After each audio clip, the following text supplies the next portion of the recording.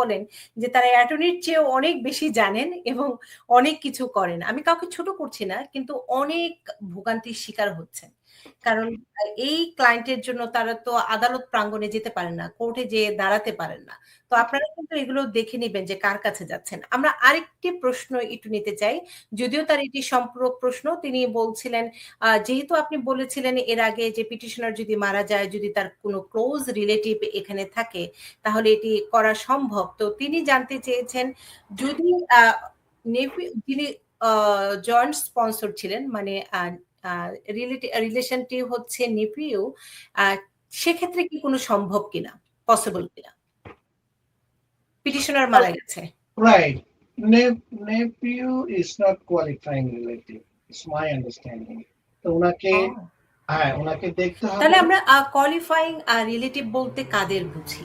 Qualifying relative বলছে যিনি দেশে আছেন, ওনার প্যারেন্টস হতে পারে, ওনার ব্রাদার হতে পারে, ওনার স্পাউস হতে পারে, ওনার চিলড্রেন হতে পারে, এবং ওনার মাদার ইন ল হতে পারে, ওনার ফাদার ইন ল হতে পারে।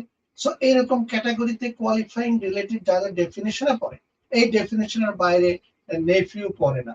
নেফিউতে আই ডোন্ট কোনো ডেফিনেশন আমার মনে পড়ছে না। Nephew is not qualifying relative. তো ওনাকে দেখতে হবে who are the qualifying relatives for reinstatement purpose.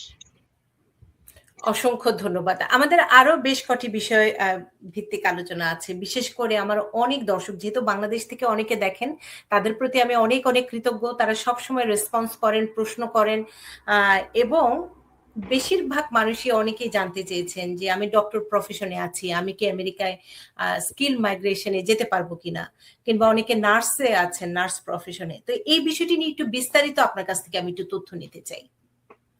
ধন্যবাদ। প্রথমেই ডক্টর প্রফেশনের কথা বলি।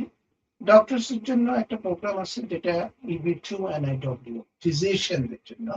বাট ওনাকে তো USMLE করা থাকতে হবে। USMLE করার পরে, পাস করার পরে, উনি যদি কোনো রুরাল এরিয়াতে কোনো হসপিটালে ওনাকে যদি স্পন্সর করে, উনি এই ভিসার আন্ডারে এখানে আসতে পারবেন। এটা হচ্ছে EB2 NIW ফর ফিজিশিয়ানস। এটা গেল একটা এদের ক্যাটাগরি। আর নার্সের ক্যাটাগরিতে যেটা হচ্ছে, এটা স্কিল মাইগ্রেশন, তারাও পারবেন অবশ্যই। এদের আবার স্পন্সর লাগবে। বাট নার্সের এখানে আবার স্টেটের একটা এক্সাম আছে, ওটা পাস করতে হবে। সো এটা নার্সের এক্সামটা হচ্ছে, I don't have exact term. এটা নার্সের qualifying exam, state by state. যে কোনো একটা স্টেট থেকে যদি পাস করেন, কোন হসপিটালে যদি স্পন্সর করে, এই যে ফার্স্ট ট্র্যাকে ওনার লাগবে না, পার্ম লাগবে না, হেলথ রিলেটেড, যেহেতু নার্সের এখানে ডিমান্ড আছে।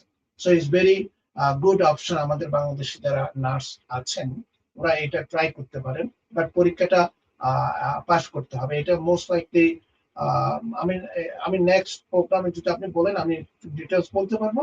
এটার একটা স্টেট ওয়াইড এক্সাম আছে, সেটা পাস করতে হবে। আমরা বিস্তারিতভাবে হয়তো আলোচনা করব, তবে আমি ছোট কয়েকটি প্রশ্ন করে ফেলতে চাই।